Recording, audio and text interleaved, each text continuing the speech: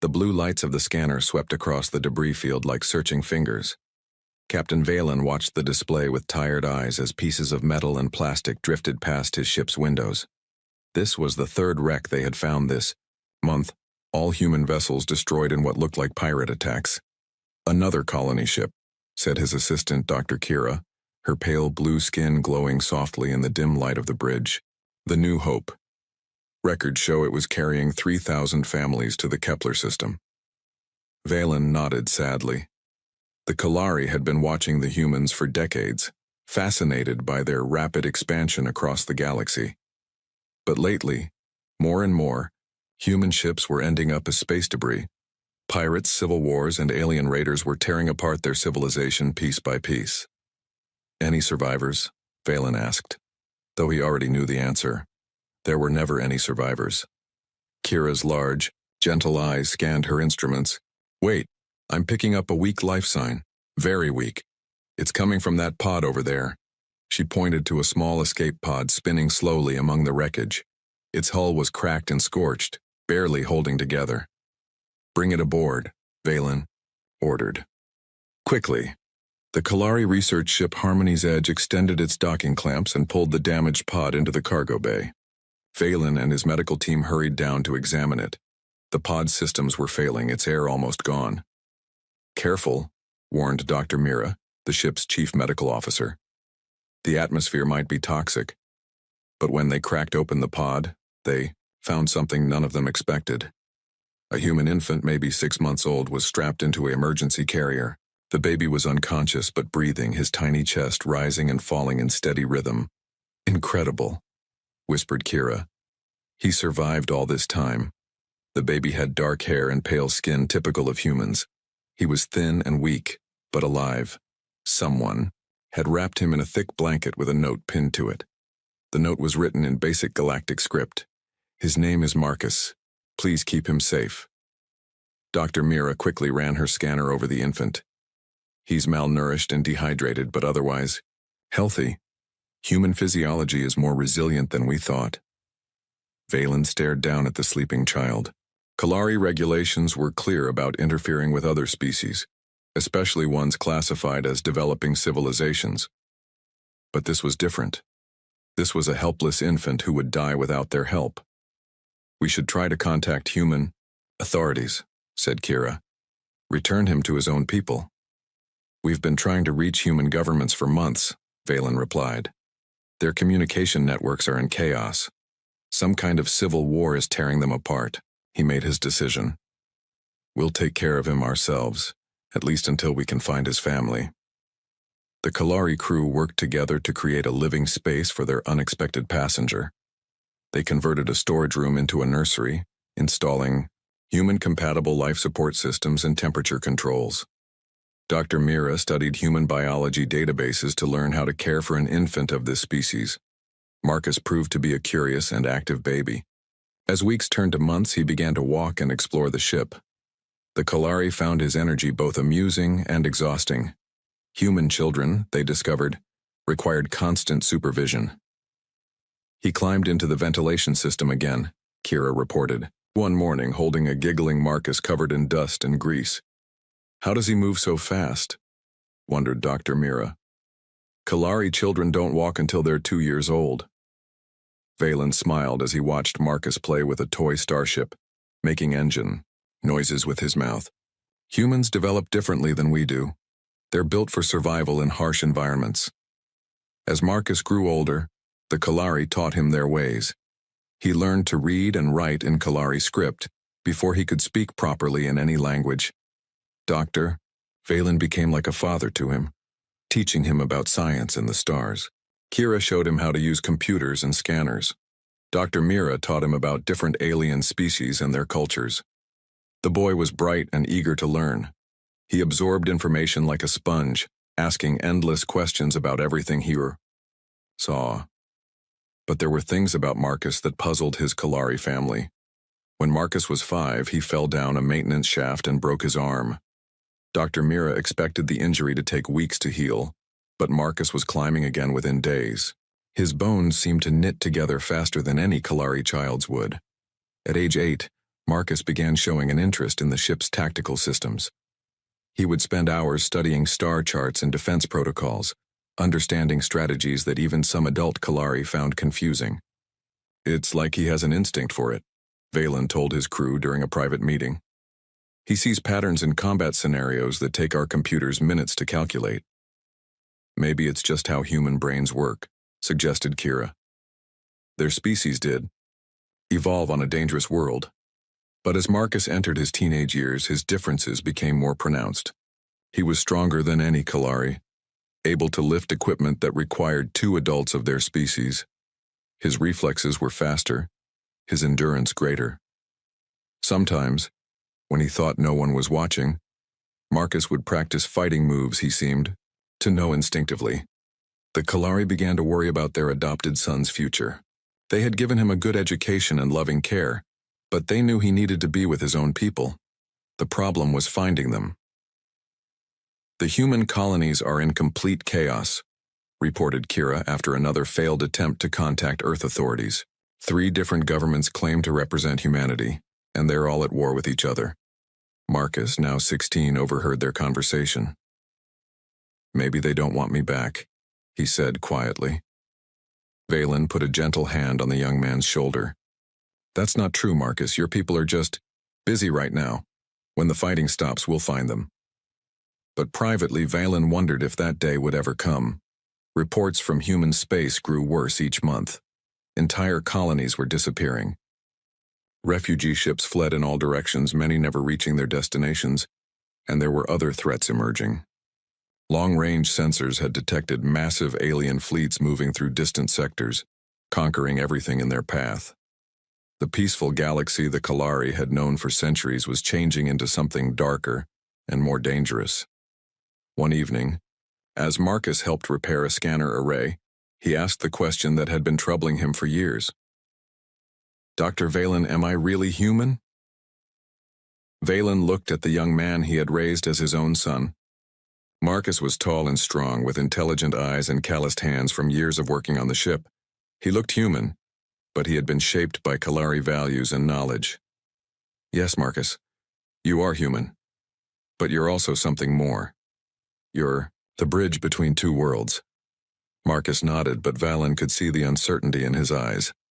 The boy was caught between species, belonging fully to neither. Soon, Valen feared, the galaxy would force Marcus to choose which side of his nature would define him.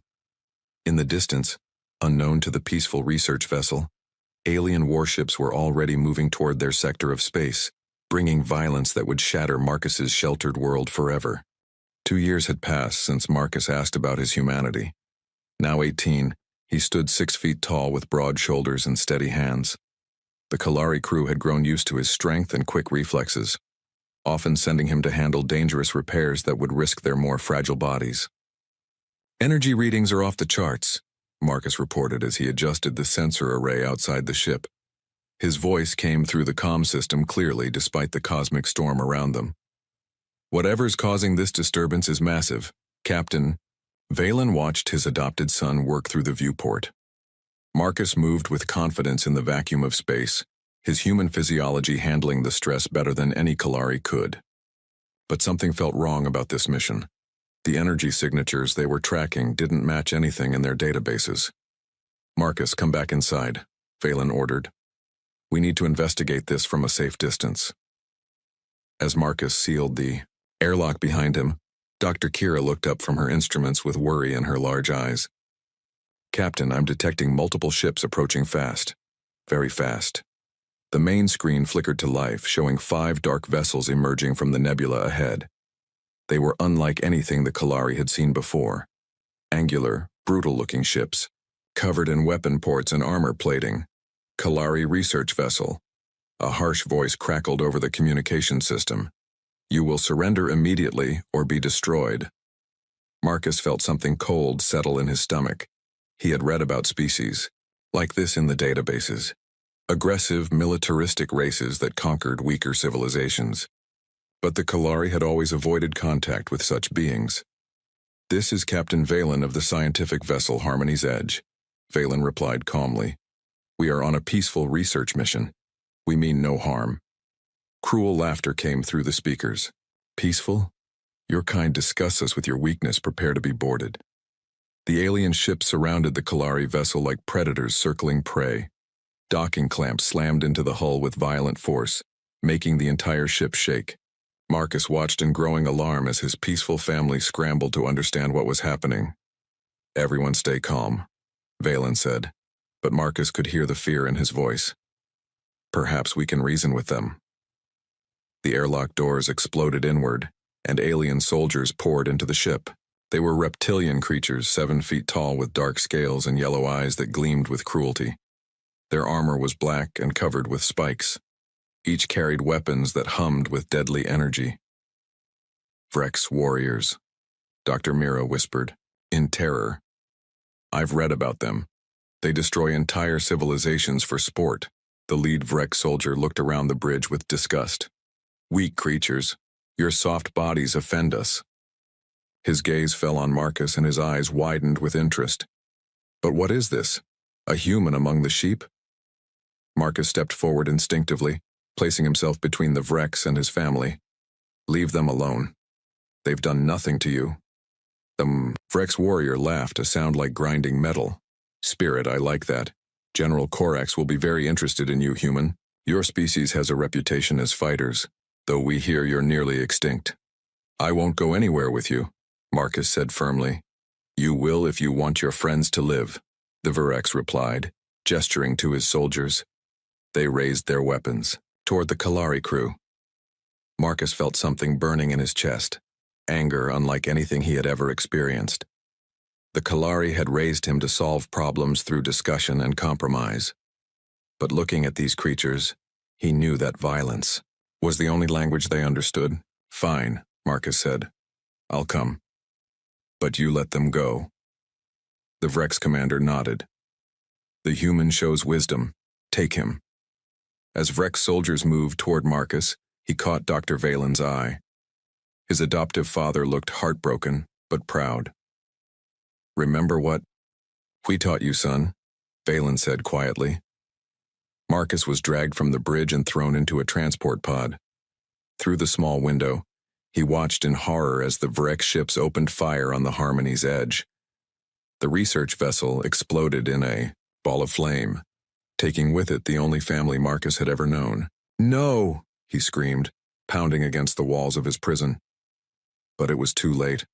Dr. Valen, Kira, Dr. Mira, and the entire crew were gone. Hours later, Marcus found himself in a cell aboard the Vrex flagship.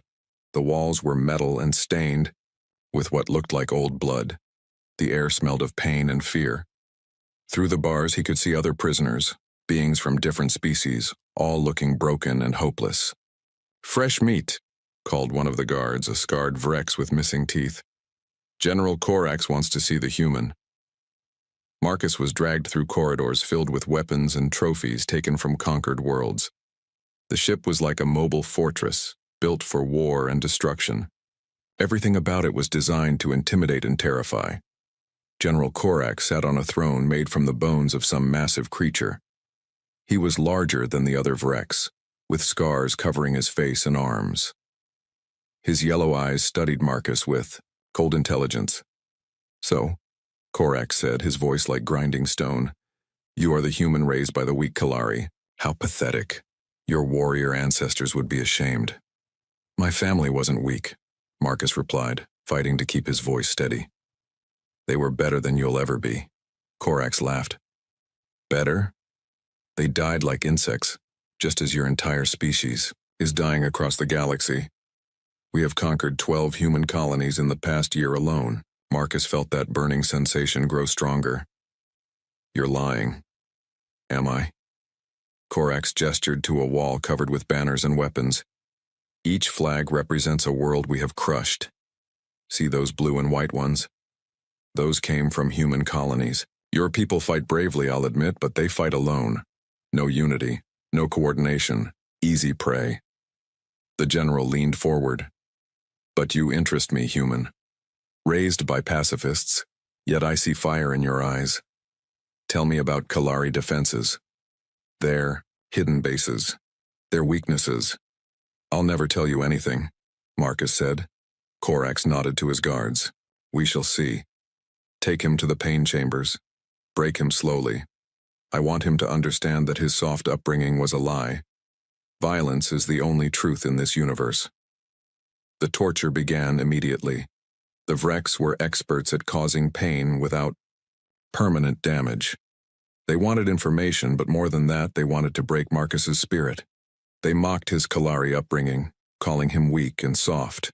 For days, Marcus endured their cruelty. They burned him with energy weapons, beat him with metal clubs, and subjected him to devices designed to cause maximum agony. Through it all, he refused to speak. But something was changing inside him. The gentle philosophy his Kalari family had taught him was being burned away by pain and rage. Each torture session awakened something deeper, instincts that felt older than his conscious mind. On the fourth day, when a guard got careless and came too close to the cell, Marcus moved without thinking. His hand shot out, grabbed the Vreks by the throat, and twisted with strength he didn't know he possessed. The guard's neck snapped with a wet crack. Marcus stared at the body in shock. He had killed without hesitation, without remorse. The gentle boy raised by peaceful aliens was gone, replaced by something harder and more dangerous. Using the dead guard's key, Marcus escaped his cell and began moving through the ship. Every Vrex he encountered died quickly and quietly. His hands seemed to know exactly where to strike, how to kill efficiently and silently. Within an hour, Marcus had fought his way to the escape pod bay. Alarms were blaring throughout the ship as the Vrex discovered their dead. Marcus sealed himself into a small fighter craft and launched into space just as Vrex soldiers burst into the bay. As he flew away from the flagship, Marcus looked back at the massive warship that had destroyed his family and tortured him for days.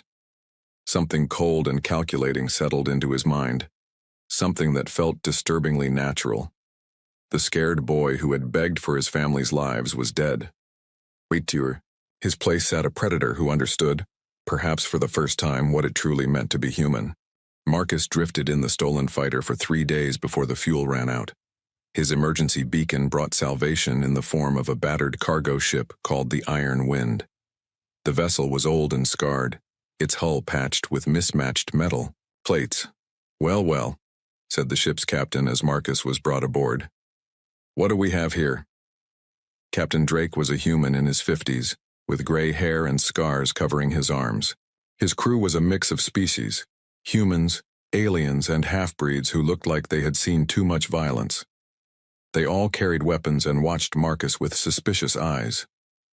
Found him floating in Vrex space, reported the ship's engineer, a woman named Rita.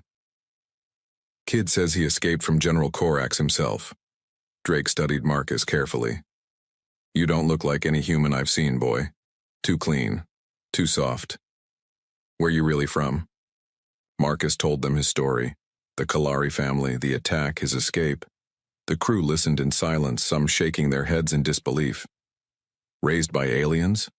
Drake laughed harshly. No wonder you look confused. You don't know the first thing about being human, do you? I know enough, Marcus said quietly, remembering how easily he had killed the Vrex guard. Do you now? Drake pulled out a knife and tossed it to Marcus. Show me. Marcus caught the blade instinctively. Something in his body knew how to hold it, how to balance it. Without thinking, he flipped it in the air and caught it by the handle, the point aimed at Drake's throat.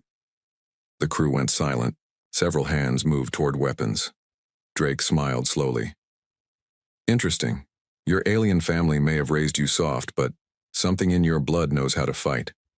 Maybe there's hope for you yet. Over the following weeks, Marcus learned about his new reality. The Iron Wind was a mercenary vessel, taking contracts from anyone willing to pay. They smuggled weapons, rescued prisoners, and sometimes fought in small wars between colonies. It was a hard life, but it was honest work in a galaxy gone mad. Look at this, Drake said one evening, showing Marcus a star map covered in red zones. These are human worlds that went dark in the last year. Pirates, aliens, civil war. Something's eating us alive out here. Marcus studied the map with growing horror. Hundreds of colonies, billions of people, all gone or under attack. What about Earth? The main government? 3 main governments now, Rita explained. Earth Federation, Colonial Alliance, and the Free Worlds Union. They spend more time fighting each other than protecting the colonies. That's why we exist, said Tom, the ship's gunner. Someone has to look out for the little guys. Drake began teaching Marcus the skills he would need to survive. How to shoot different types of weapons, how to pilot various spacecraft, how to read people's intentions in their body language. But most importantly, he taught Marcus how to think like a warrior. Your alien family taught you to solve problems. With talking, Drake said during a training session. That works fine when everyone's reasonable. But some creatures only understand violence. The Vrex, for example. Marcus proved to be a fast learner. His Kalari education gave him advantages the other mercenaries lacked. He could repair complex systems, understand alien technology, and plan operations with scientific precision. But his human instincts provided the killer edge needed in combat. During his first real mission, Marcus helped rescue colonists from a pirate base. The plan was simple: sneak in, free the prisoners, and escape before the pirates knew what happened. But everything went wrong when they were discovered. Move! Move! Drake shouted as laser fire erupted around them. Marcus found himself face to face with 3 armed pirates. The scared boy who had grown up on the Kalari ship would have tried to negotiate. Instead, Marcus moved with deadly efficiency. 3 shots, 3 kills, and the path was clear. Not bad, kid, Drake said later as they treated their wounds. You're starting to think like a human. But Marcus felt the weight of each life he took. The Kalari had taught him that all life was precious. Now he was ending lives regularly, and part of him was starting to enjoy it. That scared him more than any enemy. Months passed, and Marcus's reputation grew. He developed new tactics that combined Kalari technology with human unpredictability. He could hack alien computer systems while fighting hand-to-hand combat. He could repair a ship's engines while planning a space battle. You're not like other humans, observed Vera, an alien crew member with purple skin and 4 arms. You think differently, fight differently. I was raised differently, Marcus replied. Maybe that's what humanity needs, she said. Someone who can bridge the gap between species. But Marcus's personal war was far from over. Intelligence reports from across the galaxy brought disturbing news. General Korax was building something massive. A fleet designed to crush multiple civilizations at once. The target list included not just surviving Kalari colonies, but dozens of human worlds as well. He's planning something big, Drake said, studying the intercepted communications. This isn't just raiding anymore, this is conquest on a galactic scale. Marcus felt that familiar cold anger settle in his chest. We have to stop him. We. Drake laughed. Kid, we're mercenaries, not heroes. Korax has 1,000 ships. We have one. Then we get more ships, more people, more allies. You're talking about war, Rita said quietly. Real war. Not these small skirmishes we've been fighting. Marcus looked around at his new family. These scarred, dangerous humans who had taught him what it meant to be a warrior. They had given him purpose and direction when his world fell apart. But now he was asking them to risk everything. The Vrex won't stop with a few colonies, he said. They'll keep conquering until there's nothing left. Someone has to make a stand. Drake was quiet for a long moment. You know this is probably suicide, right? Going after Korax directly? Probably, Marcus agreed. But if we don't try, everyone dies anyway. At least this way we die fighting. The captain nodded slowly. All right, kid. You want to play soldier? Let's see if you can think bigger than 1 ship and 7 crew members. How do you build an army when nobody trusts anybody else? Marcus smiled grimly. His Kalari education had taught him about different species and their motivations. His human instincts told him how to inspire people to fight impossible odds. And his recent experiences had shown him that sometimes the only way to stop a monster was to become something even more dangerous. We start by finding people who have lost everything, Marcus said. People who have nothing left to lose and everything to fight for. Drake grinned. Now you're thinking like a human warrior. This should be interesting. Outside the ship's windows, the stars stretched endlessly into the darkness. Somewhere out there, General Corax was building his invasion fleet, but he had made one crucial mistake. He had taught Marcus exactly what humans were capable of when, pushed too far, the student was about to become the teacher. 6 months later, Marcus stood on the bridge of the battleship Phoenix Rising, watching 50 ships prepare for the most dangerous mission in galactic history. His fleet was a strange mix. Human mercenaries, Kalari survivors, alien refugees, and defectors from a dozen different species. All united by one thing: they had lost everything to the Rex war machine. Final reports coming in, announced Commander Elena, a former Earth Federation officer who had joined Marcus after the Vrex destroyed her home colony. All 3 strike teams are in position. Marcus nodded, studying the tactical display. Operation Reckoning was his plan, a coordinated assault on 3 Vrex strongholds simultaneously. If it worked, they would cripple General Corax's invasion fleet before it could launch. If it failed, every person in his fleet would die. Remember, Marcus spoke into the fleet communication system, we're not just fighting for revenge. We're fighting for every peaceful world that the Vrex want to destroy. Today, we show the galaxy that predators can be stopped. The first target was Kepler Station, a massive supply depot where the Vrex stored weapons and fuel for their fleet. Marcus watched through long-range sensors as 20 ships led by Captain Drake struck without warning. Explosions bloomed across the station's surface as months of accumulated war materials went up in flames. First phase successful, reported Drake's voice over the comm. Station destroyed. No survivors. The second target was the Virex shipyards at Gamma Prime. Marcus had assigned this mission to a mixed group of aliens and humans, led by a Kalari engineer named Lyra, who had escaped the massacre of her homeworld. Her team used advanced technology to turn the shipyard's own defense systems against them. Shipyards eliminated, came Lyra's calm voice. Estimated 100 Vrex warships destroyed before completion. Marcus allowed himself a small smile. 2 targets down, 1 to go. But the third target was the most dangerous, General Corax's flagship and the main invasion fleet.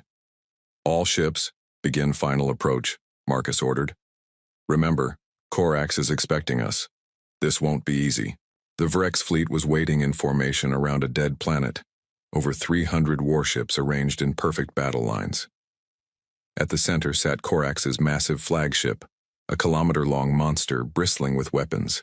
It was like attacking a TI fortress with pocket knives. Marcus, came Drake's voice over a private channel. You sure about this? We could still run, live to fight another day. Marcus looked at the enemy fleet and felt that familiar cold anger settle in his chest. No more running, Drake. Today it ends. The battle began with long-range missile strikes. Marcus's smaller ships darted between the massive Rex vessels, using speed and surprise to avoid the heavy weapons.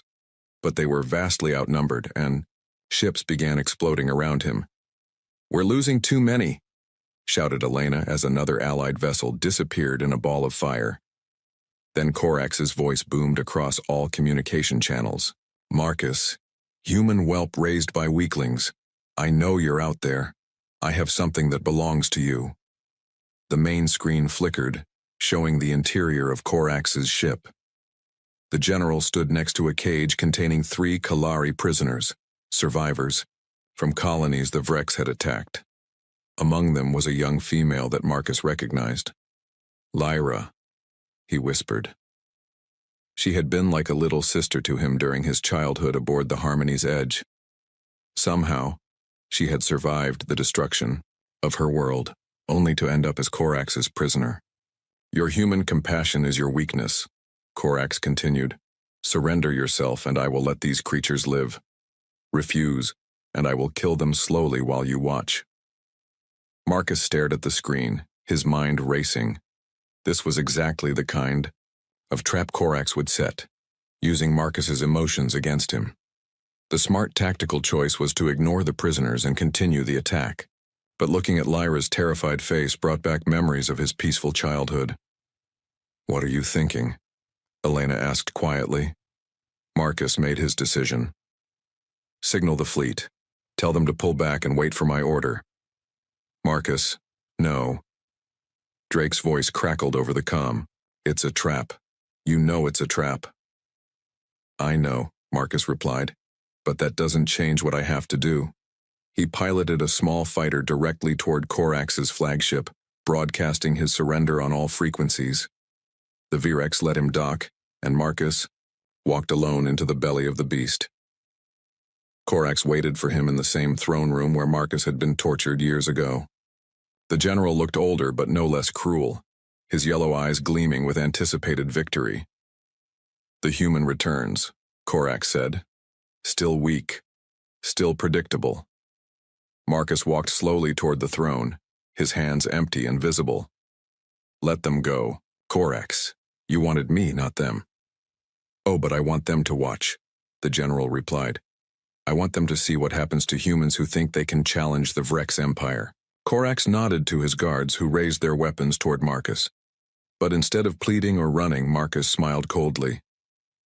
"You know what I learned during our time together, Corax?" Marcus asked conversationally. "You taught me that predators always expect their prey to be predictable." Corax's eyes narrowed. "What are you?" Marcus triggered the device hidden in his jacket. It wasn't a weapon. It was a Kalari quantum transmitter, modified with human engineering. In an instant, it sent a signal to every ship in Marcus's fleet, transmitting the exact location and shield frequencies of Corax's flagship. "You're right about humans being predictable," Marcus said as alarms began blaring throughout the ship. "We always sacrifice ourselves for others.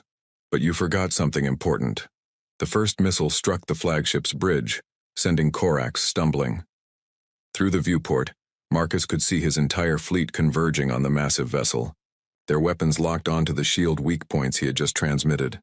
"What did I forget?" Corax snarled, drawing his sidearm. Marcus grabbed a fallen guard's weapon and smiled grimly. "We don't like to sacrifice alone." The battle for the flagship was brutal and personal. Marcus fought his way through corridors filled with Vrex soldiers, using every skill Drake had taught him and every trick his Kalari education had provided. Meanwhile, his fleet tore apart the invasion armada from the outside. When he finally reached the prison cells, Marcus found Lyra and the other Kalari survivors huddled together but alive.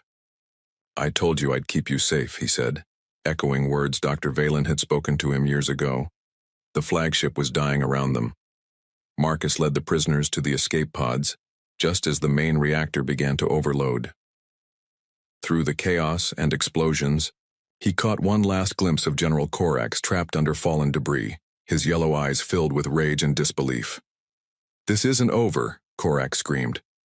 "Others will come. The Vrex Empire will never stop." "Maybe not," Marcus replied as he sealed the escape pod. "But they'll think twice before they underestimate humans again." The flagship exploded as they flew clear, taking with it the dreams of Vrex conquest.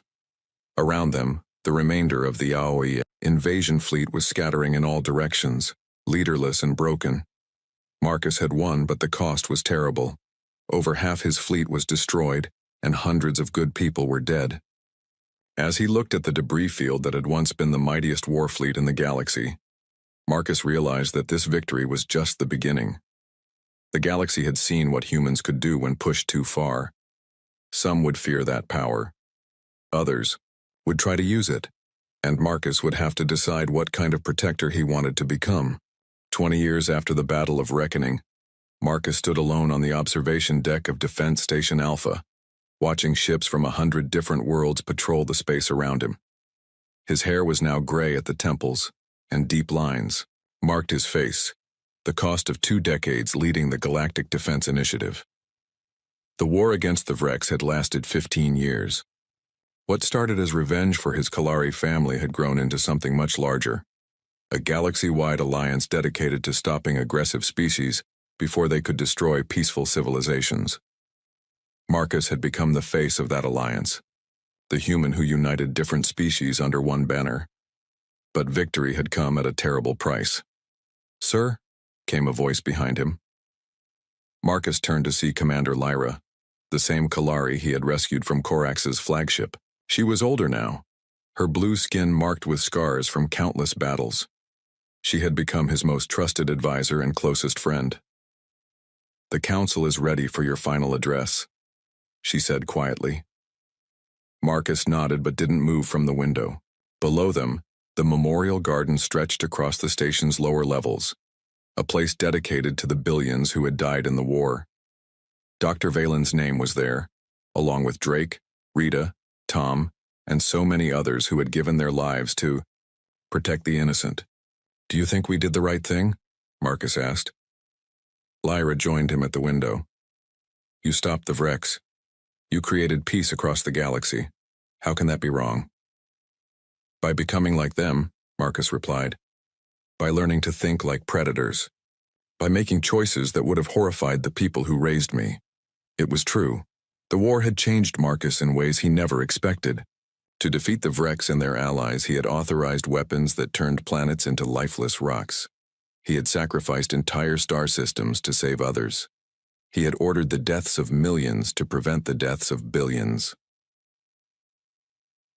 The gentle boy, raised by peaceful aliens, was long gone, replaced by something harder and more ruthless.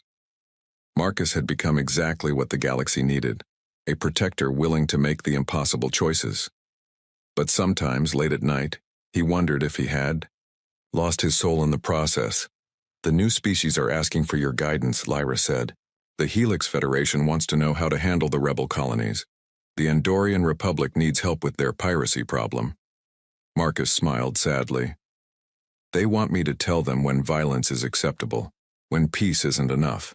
But that's not a choice anyone should have to make." The truth was that Marcus was dying.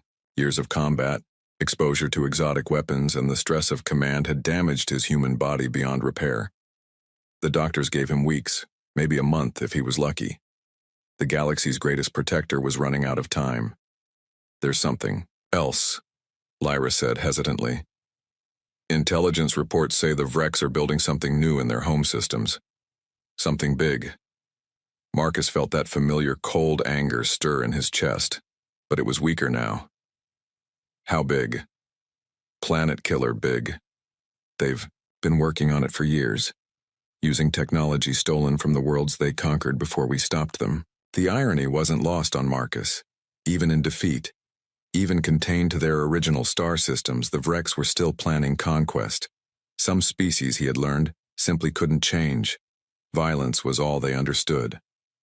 "What do you recommend?" he asked. "Strike first," Lyra said without hesitation. "Hit them before they can complete their weapon. It's what you would have done 20 years ago." 20 years ago I was angry and stupid," Marcus replied. "I thought every problem could be solved with enough firepower." "You were effective," Lyra corrected. "You saved the galaxy." Marcus turned from the window and walked slowly toward the council chambers. His body ached with every step, but his mind was still sharp. Sharp enough to see the trap that success had created. The Galactic Defense Initiative had become too dependent on his leadership. Different species looked to him for answers to every conflict, every threat. But what would happen when he was gone? Would they continue working together, or would old rivalries tear the alliance apart? The council chamber was filled with representatives from over 200 worlds. Humans, Kalari, Andorians, Helix, and dozens of other species all waited for his words. These beings had learned to work together because Marcus had shown them the alternative, conquest by species like the Vrex. "My friends," Marcus began, his voice carrying clearly through the chamber. "Today I speak to you for the last time as director of the Galactic Defense Initiative." Shocked murmurs filled the room. Only Lyra and the medical staff knew about his condition. "For 20 years we have worked together to keep the peace. We have stopped 3 major invasions, contained 4 aggressive species, and prevented countless smaller conflicts. But our greatest challenge is not behind us. It's ahead of us." Marcus paused, looking at the faces around him. These beings had learned to trust each other because they trusted him. Now he had to teach them to trust themselves. "I am dying," he said simply. My human body is failing and there's nothing that can be done about it. But before I go, I need to tell you something important. This alliance cannot depend on one person. It cannot depend on one species. It must depend on all of us working together. The chamber erupted in protests and questions, but Marcus raised his hand for silence. The Vrex are building a new weapon. You will have to decide what to do about it. Some of you will want to strike first. Others will want to negotiate. Both approaches have merit, but the decision must be yours, not mine. Over the next hour, Marcus outlined his recommendations for the future. The alliance needed to be restructured so that no single person held too much power. Different species needed to take turns leading, sharing the burden of difficult decisions. Most importantly, they needed to remember that peace was always the goal, even when violence was necessary to achieve it. When the session ended, Marcus returned to his quarters. The walls were covered with pictures from his life, Dr. Valen teaching him about the stars, Drake showing him how to fight, the crew of the Iron Wind celebrating after a successful mission, the victory celebration after defeating Korax. He sat down at his desk and began recording his final message, words that would be preserved for future generations who might face similar challenges. "My name is Marcus," he said to the camera. "I was found as a baby by a peaceful species called the Kellery. They taught me about science, compassion, and the value of all life. Later, humans taught me about survival, courage, and the necessity of fighting for what you believe in." He paused, choosing his words carefully. "I have killed thousands of beings in the name of peace. I have destroyed entire fleets to save entire civilizations. I have made choices that will haunt me until my last breath. But I would make those choices again because the alternative was letting evil triumph." Marcus looked directly into the camera, his eyes still sharp despite his failing body. "To those who come after me, remember this. Peace is not the absence of conflict. Peace is the willingness to fight for those who cannot fight for themselves. But never forget your compassion. Never lose sight of what you're fighting to protect. And never let the darkness you face change who you are at your core." The recording ended. Marcus sat back in his chair and closed his eyes, thinking about the family that had raised him and the family he had chosen. He had kept his promise to Dr. Valen. He had used his knowledge to help others. He had kept his promise to Drake. He had learned to fight when fighting was necessary. 3 days later, Marcus died peacefully in his sleep. His funeral was attended by representatives from every world in the Alliance. They buried him in the memorial garden, next to the names of all those who had died protecting the innocent. On his gravestone, they carved the words from his final message. "I was raised by peace and forged by war. May those who come after find a path between the two." The galaxy mourned the loss of its greatest protector. But Marcus's true legacy wasn't the battles he had won, or the enemies he had defeated. It was the alliance he had built. An alliance that continued to work together long after he was gone, proving that different species could cooperate when they shared common values. Years later, when new threats emerged, the alliance remembered Marcus's lessons. They fought when they had to, but they never forgot what they were fighting for. And, in the depths of space where a human baby had once been found floating among the wreckage of war, ships from 100 worlds patrolled together, keeping the peace that one man had died to create.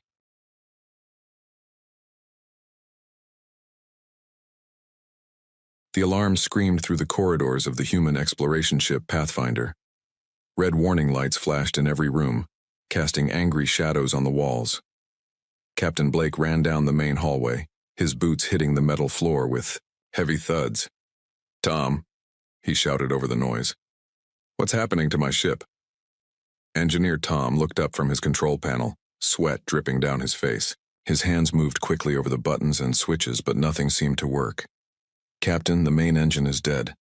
The backup systems are failing too. We're losing power everywhere." The ship shook violently.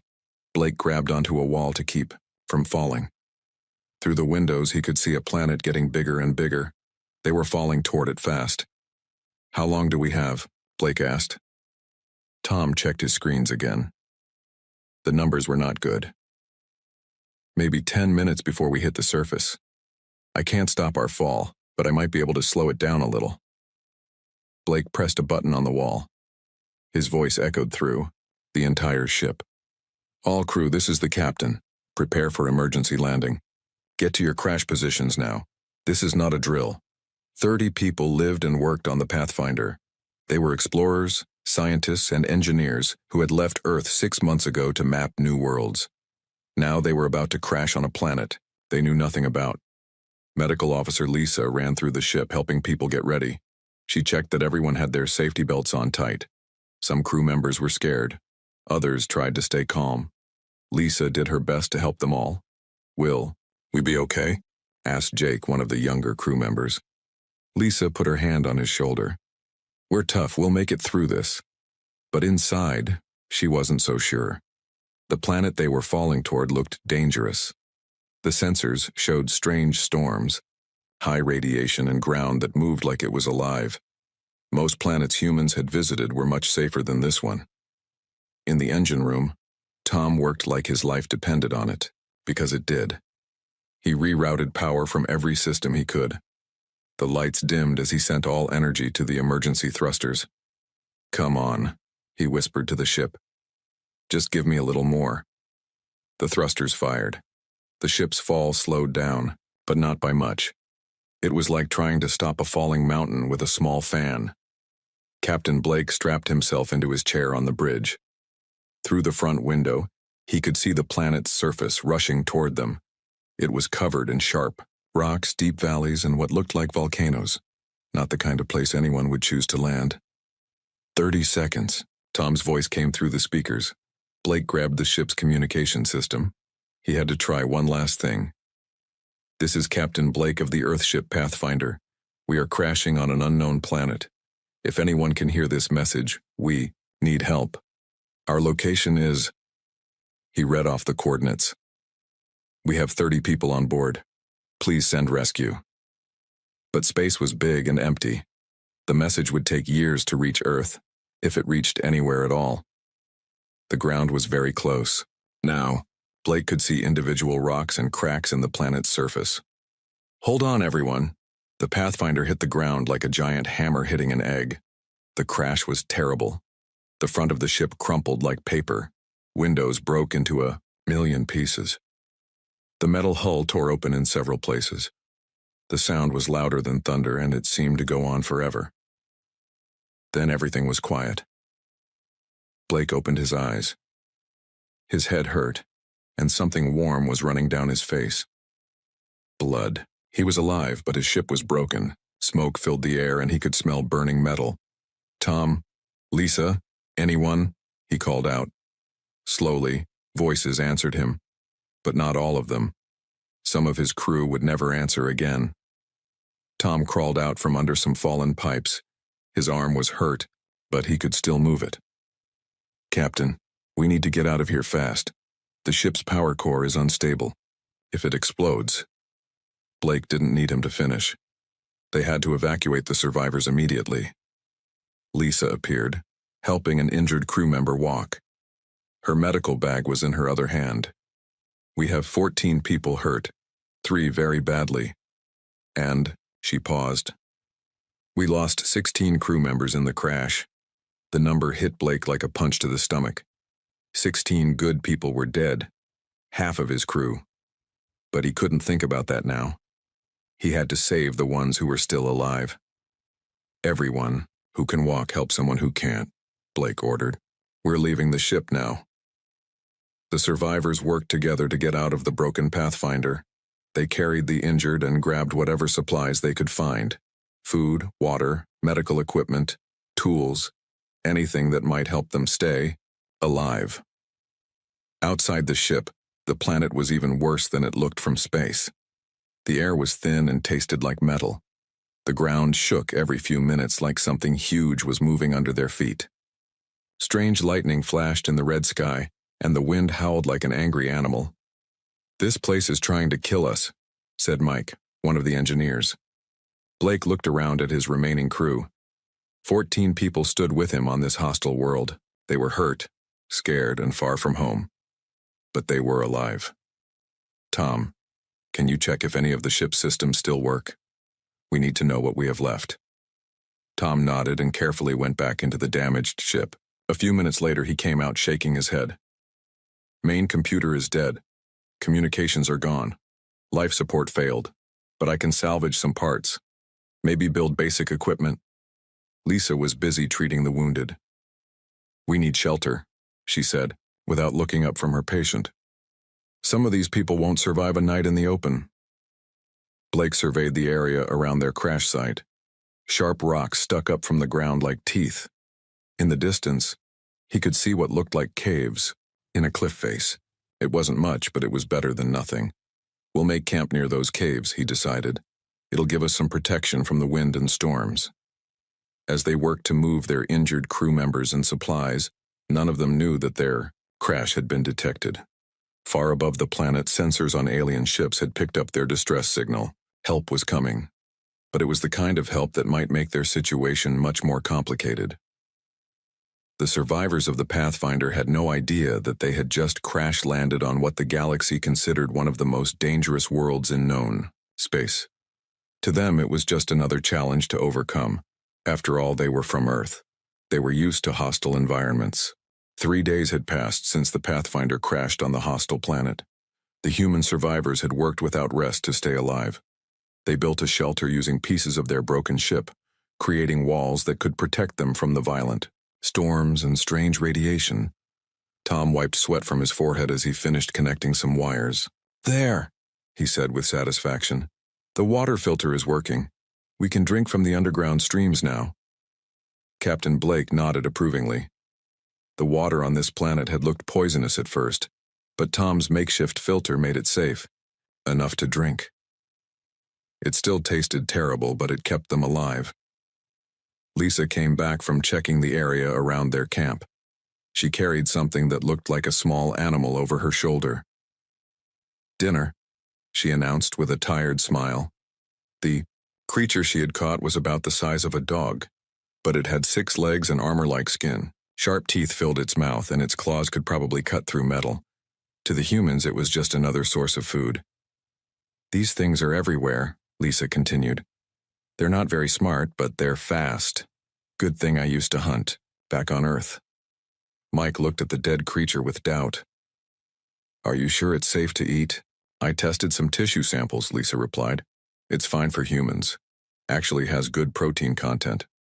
What the humans didn't know was that this small creature was considered one of the most dangerous predators on 12 different worlds.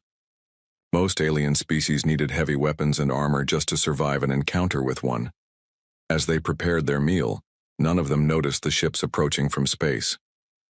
Commander Thane of the Vorthan Empire stood on the bridge of his rescue vessel. He was 9 feet tall with thick gray skin that was harder than most metals. His race had evolved on a world where everything tried to kill them, so they had become the ultimate warriors. Sir, said his communications officer, we're getting close to the crash site, but the readings are strange. Thane looked at the screens showing the planet below. What do you mean, strange? Well, sir, our sensors show life signs at the crash location. Multiple beings, still alive. Thane laughed, a sound like rocks grinding together. Impossible. Nothing can survive on World 7 for more than a few hours. Your equipment must be broken, but as their ships entered the planet's atmosphere, the sensors kept showing the same thing. Not only were there survivors, but they seemed to be moving around freely. They had built structures. They were actively hunting the local wildlife. This makes no sense, Thane muttered. He had trained on planets like this one. Even with his people's natural armor and strength, it took all their skill just to survive. What kind of species could actually thrive here? The Vorthan ships landed near the human camp with a roar of engines. The ground shook as the massive vessels touched down. Steam rose from their hulls as the planet's hostile atmosphere tried to eat through the metal.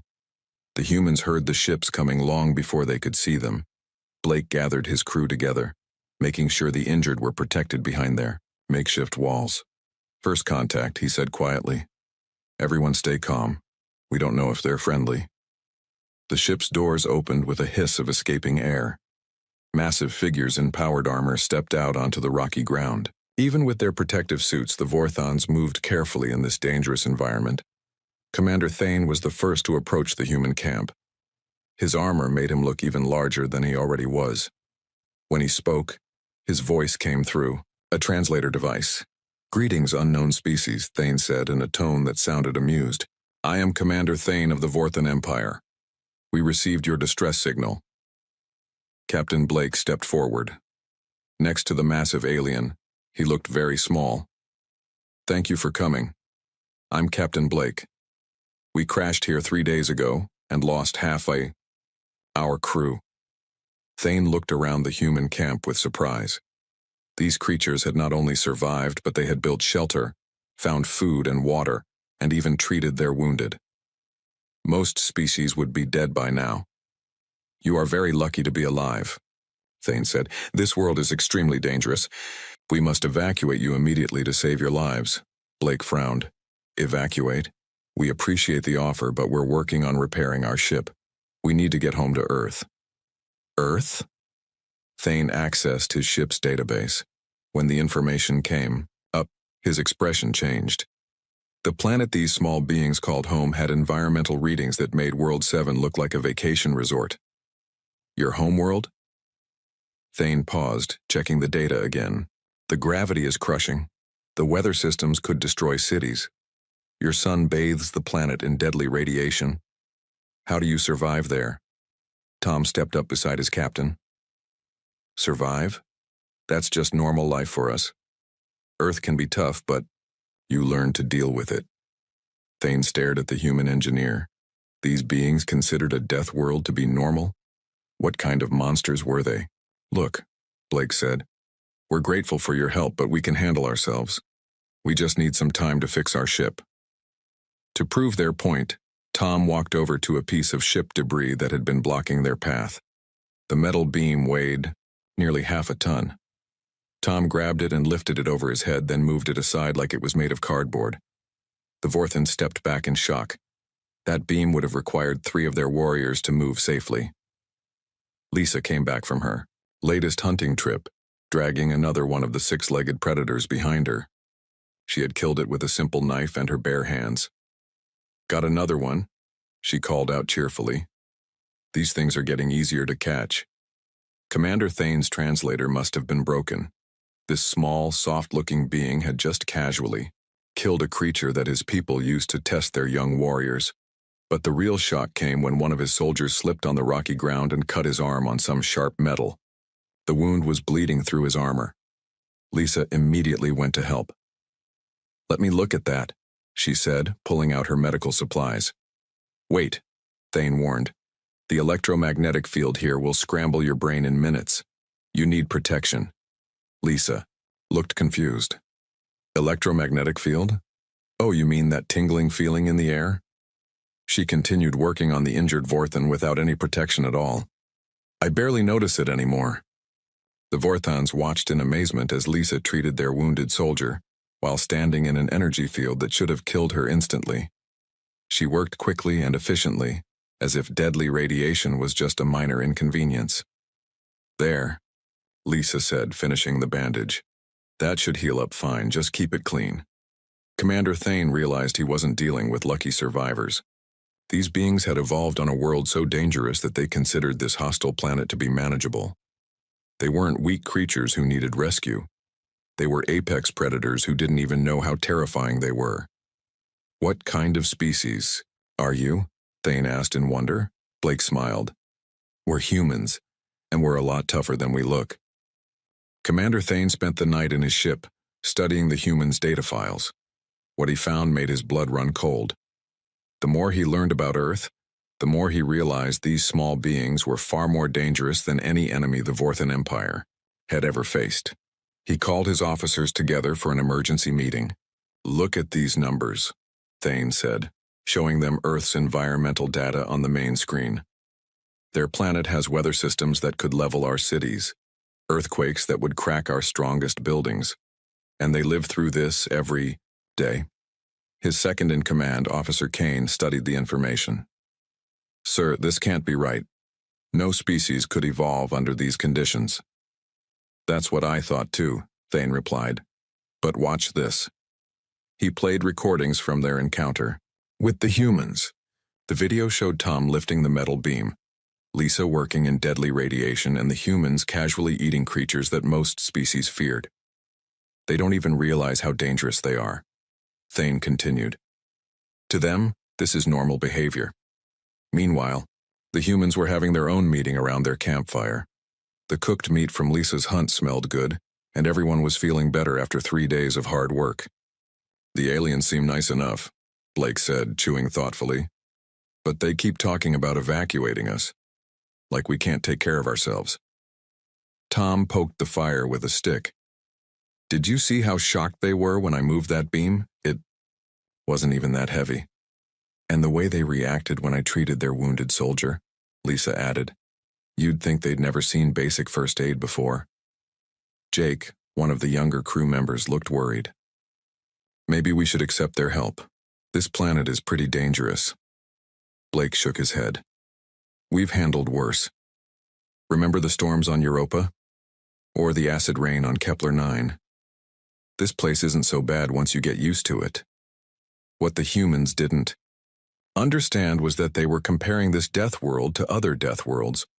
Most species in the galaxy lived on gentle planets with controlled climates and few natural dangers. The next morning, Commander Thane approached the human camp with a formal offer. Captain Blake, he said through his translator. The Vorthan Empire has many beautiful worlds. Safe places with good weather, clean air, and no dangerous animals. We can take you and your people to one of these paradise worlds. You would never have to worry about survival again. Blake looked around at his crew. They were dirty and tired, but they were working together to solve their problems. This was what humans did best. Thank you for the generous offer, Blake replied politely. But we need to repair our ship and get back to Earth. Our families are waiting for us. Thane couldn't believe what he was hearing. You want to go back to that nightmare world? When we're offering you paradise? Earth isn't a nightmare, Tom said, joining the conversation. It's home. Sure, it can be challenging sometimes, but that's just life. Thane's mind raced. These beings were refusing safety to return to a death world. Either they were insane, or they were hiding something valuable on their planet. He decided to investigate further. Tell me about your wars, Thane said suddenly. The humans looked confused. Our wars? Blake asked. Your database shows constant fighting throughout your history. Your species battles itself continuously. Lisa laughed. Well, yeah, humans don't always get along, but we're working on that. We've been more peaceful in recent centuries. Thane accessed more of their historical records. What he found terrified him. These beings had fought wars with weapons that could destroy entire continents. They had survived plagues that killed millions. They had lived through ice ages and asteroid impacts that would have ended most civilizations. And they talked about it like it was no big deal. You dropped nuclear weapons on your own planet, Thane said in amazement. Multiple times. That was a long time ago, Blake said with a shrug. We learned from those mistakes. Humans are good at adapting. While they were talking, the planet decided to remind everyone how dangerous it was. The ground began to shake violently. Rocks fell from the cliffs, and geysers of poisonous gas shot up from cracks in the earth. Earthquake, Thane shouted to his soldiers. Everyone back to the ships. The Vorthans ran for safety, their heavy armor clanking as they moved. Their ships were built to withstand the planet's dangers, and they needed to reach shelter before the seismic activity got worse. But the humans didn't run. Instead, they calmly secured their equipment and helped their injured crew members to a safe spot near the cliff face. They moved with practiced efficiency, like they had done this many times before. Tom checked his improvised instruments. Magnitude 7.2, he announced. Not too bad. Should be over in a few minutes. Lisa made sure everyone was away from anything that might fall. Remember the big one we had in California last year? This is nothing compared to that. The earthquake continued for several minutes. The Vorthans watched from their ships as the humans simply waited it out. When the shaking stopped, the humans went back to work as if nothing had happened. Commander Thane couldn't understand it. A seismic event that would devastate most civilizations was just a minor inconvenience to these beings. But the real shock came later that day. One of the Vorthan landing craft had been damaged during the earthquake. A fuel line was broken, leaking, dangerous chemicals that would eat through their protective suits in minutes. Thane was preparing to write off the ship when Tom approached him. "Need some help with that?"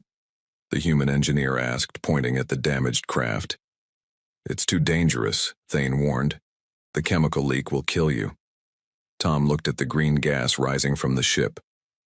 "Oh, that stuff? We use something similar. In our factories on Earth.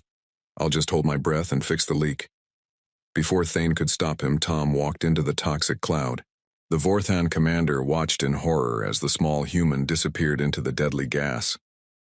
10 minutes later, Tom emerged, coughing slightly, but otherwise fine. "All fixed," he said cheerfully. "Just needed to replace a seal." Thane stared at the human engineer. Tom had just survived exposure to chemicals that would have dissolved a Vorthan warrior in seconds. That evening, the humans invited the Vorthans to share their dinner. Lisa had caught several more of the local predators, and they were roasting them over an open fire. "What do you call these creatures?" Thane asked, looking at the meat. "We just call them the six-legged ones," Lisa replied. "They're pretty tasty once you get used to them." Thane consulted his species database. The creatures the humans were casually eating were called bone crushers. They were apex predators that young Vorthan warriors trained for years to face in single combat. The humans were having them for dinner. "How do you kill them?" Thane asked weakly. Lisa held up a simple knife. "Usually just this. Sometimes I use a stick if I can't get close enough." Thane realized that everything he thought he knew about the galaxy was wrong. These humans weren't a primitive species that needed protection. They were the most dangerous beings he had ever encountered, and they didn't even know it. Word about the impossible humans spread through the Vorthan fleet like wildfire. Young Vorthan soldiers gathered around viewing screens, watching recordings of the humans doing things that should have been impossible. They saw Tom working in deadly gas without protection. They watched Lisa hunt apex predators with simple tools. They couldn't believe their eyes. "These humans are incredible," whispered Soldier Rex to his friend. "They make our greatest warriors look weak." "Maybe we could learn from them," his friend replied. "Imagine if we could be that tough." But the older Vorthans were worried. Commander Thane called another meeting with his officers. "These beings are changing everything," Thane said, his voice heavy with concern. "Our young soldiers are starting to think humans are better than us. What happens to Vorthan pride if word gets out that tiny aliens can do things we can't?" Officer Kane nodded grimly. "Some of the crew are already asking why we need all this heavy armor if humans can survive with just their skin." Thane looked out at the human camp through his ship's window. The humans were working on their broken ship, making repairs with scraps and determination. They looked so small and fragile, but he now knew they were anything but weak. "There's something else," Kane continued. "The weather reports show a massive storm system approaching. Category 9 hurricane winds, with lightning that could melt our armor. It's the kind of storm that kills everything on the surface." Thane studied the weather data. The storm would hit in 2 days. Even his armored ships would need to leave the planet's surface to avoid destruction. "The humans have to evacuate," Thane decided. "I won't let them die because of their stubborn pride." He walked to the human camp, his heavy boots crunching on the rocky ground. Captain Blake was helping Tom install a new power coupling in their ship's engine. "Captain," Thane announced, "you must listen to me now. A deadly storm is coming. The winds will be over 200 miles per hour. The lightning could melt metal. Nothing can survive on the surface during this storm." Blake looked up from his work. "How long do we have?" 2 days at most." "That's plenty of time," Blake said, turning back to the engine. "We should have basic power back online by tomorrow. Then we can find shelter in our ship." Thane couldn't believe what he was hearing. "Your ship is broken. It can't protect you from this storm." Tom wiped grease from his hands. "We've been through worse storms on Earth. Hurricane Katrina was pretty bad and people survived that. We'll manage." "You don't understand," Thane said desperately. This isn't like your Earth storms. This storm will kill you. Lisa joined the conversation. With respect, Commander, we've been taking care of ourselves for a long time. We know how to survive bad weather. Thane realized that normal arguments wouldn't work. These humans had survived so much that they thought they could survive anything. He needed to prove to them that some challenges were too dangerous even for them. Very well, Thane said formally. I challenge you to prove your worthiness. If you can pass the crucible, I will recognize your right to make your own choices. But if you fail, you must accept evacuation for your own safety. Blake raised an eyebrow. What's the crucible? It is our most sacred test, Thane explained. Young Vorthans attempted to prove they are ready to be warriors. Most fail. Many die trying. He pointed toward a distant mountain range. You must cross the Valley of Fire during the seismic hours. Fight through the bone crusher nests in the crystal caves. Then retrieve the sacred stone from the heart of the lightning fields. If you complete these tasks, no Vorthan will question your strength again. The humans looked at each other. The challenge sounded dangerous, but they had faced danger before. How long does it usually take? Blake asked. Our fastest warrior completed it in 12 hours. Most take much longer if they survive at all. Tom scratched his head. Doesn't sound too bad. We've done survival training that was probably tougher. Thane stared at the human engineer. Survival training tougher than the crucible? What kind of world had created these beings? I accept your challenge, Blake said firmly. But my crew and I work as a team. If we do this, we do it together. This confused Thane even more. Vorthon culture valued individual strength and achievement. The idea of facing the crucible as a team was completely foreign to them. Very well, Thane agreed reluctantly. You may choose 3 of your people to attempt the trials. Blake didn't hesitate. Tom, Lisa, and myself. The next morning, the 3 humans prepared for the crucible. They packed light, some water, basic tools, and Lisa's medical kit. The Vorthans watched in amazement as the humans prepared to face their greatest challenge with equipment that looked like camping gear. Don't you want weapons? Thane asked. Armor? Heavy equipment? Blake held up a simple knife. This should be enough. We prefer to travel light. Tom checked his basic toolkit.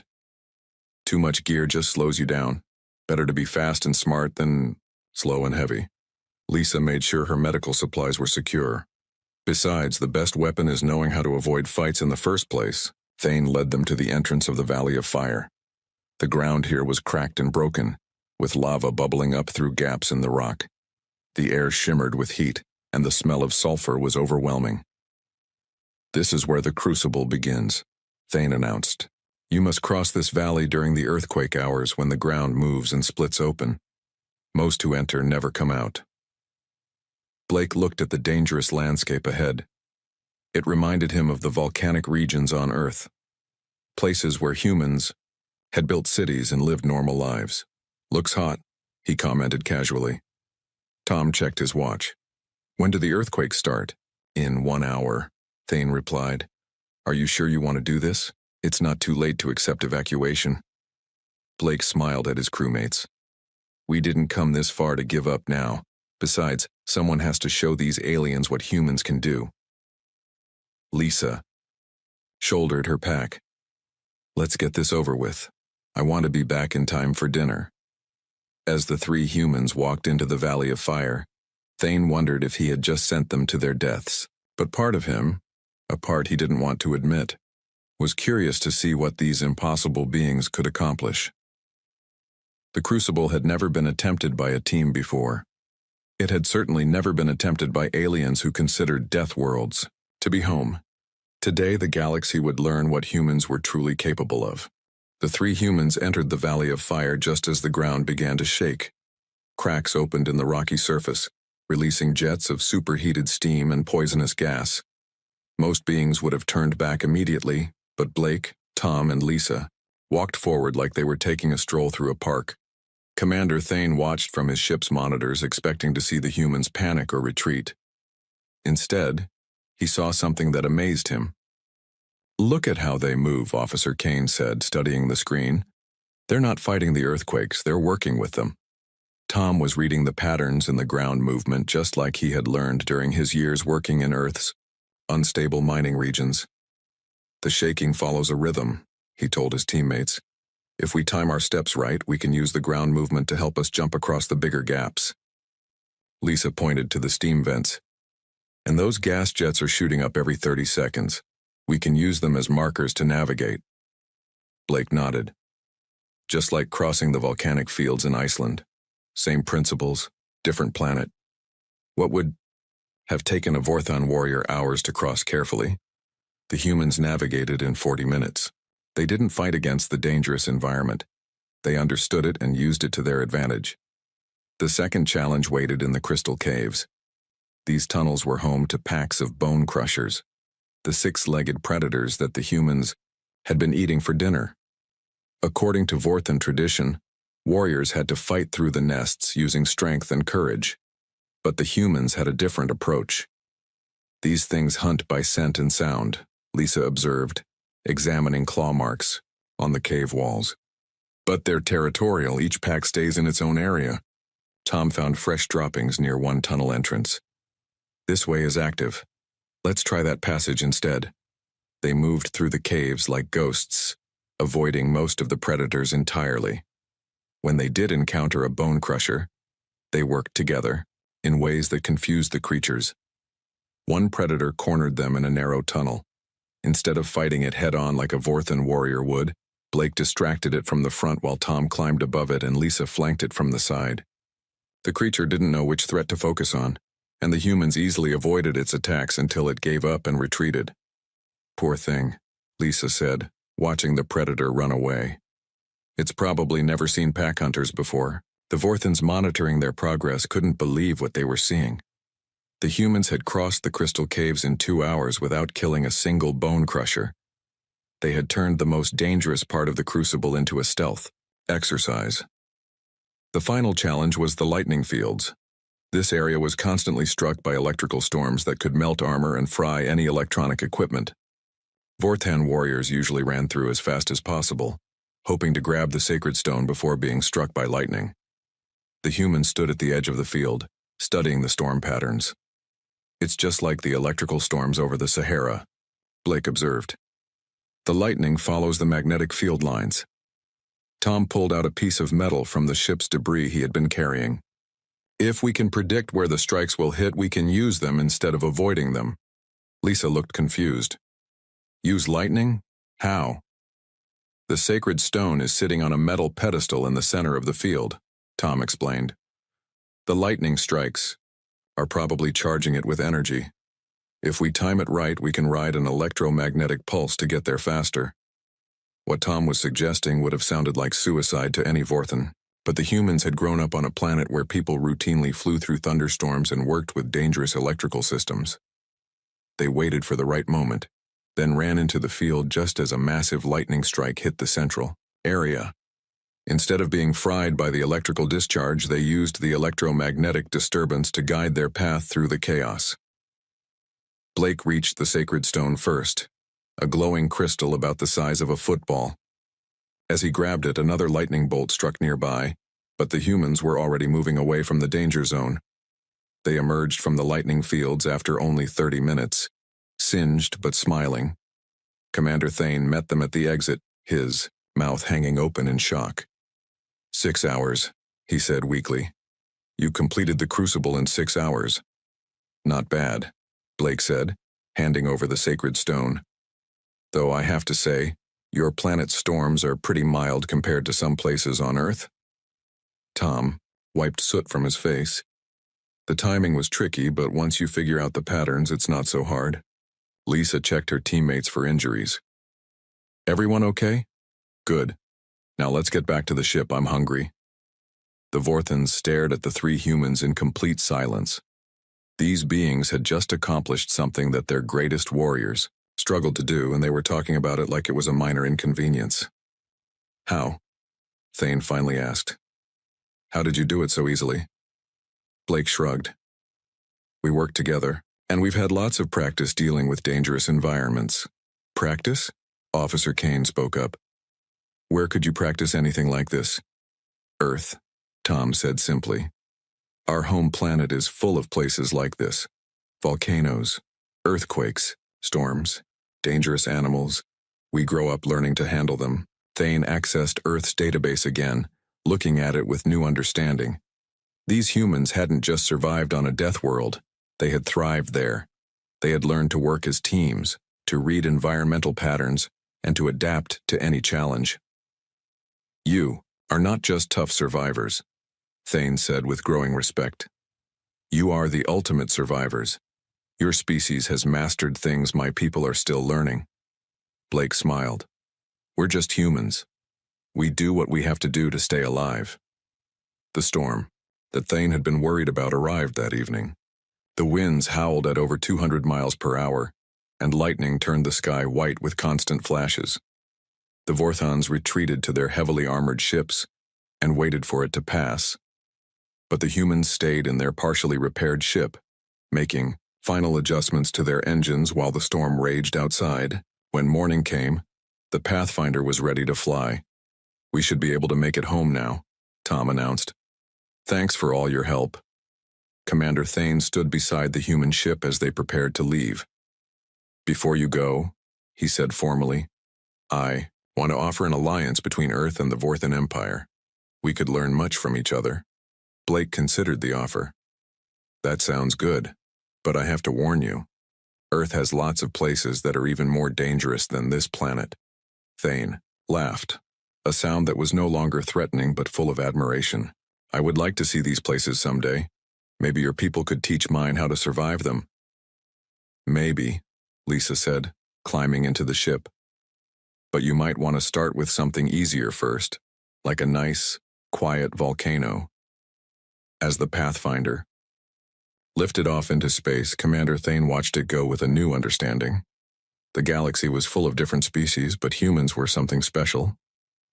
They didn't just survive in hostile environments. They made hostile environments feel like home, and they did it all while working together, helping each other, and making it look easy. The Vorthons had thought they were the ultimate warriors. But they had just met beings who were something even better, the ultimate survivors who had learned that the greatest strength came not from individual power, but from working together to overcome any challenge. The humans were heading home to their death world, carrying with them the coordinates of a dozen Vorthan planets and the beginning of a friendship that would change both species forever.